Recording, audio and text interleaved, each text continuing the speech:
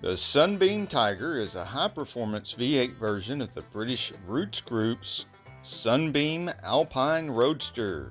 It was produced from 1964 to 1967 and partly designed by Carrol Shelby. Shelby had carried out a similar V8 conversion on the AC Cobra and hoped to be offered the contract to produce the Tiger at his facility in the United States. Roots decided instead to contract the assembly work to Jensen at West Bromwich in England and pay Shelby a royalty on every single car produced. Please join us every August to help support the sick children at StJude's, and you too can see many amazing, wonderful cars just like this one.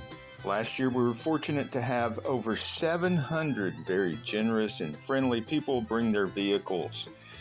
Ask me in the comments below about this year's upcoming showtime and location. I want to give a great big shout out to Roy Davis and his family for founding and organizing this wonderful charitable event.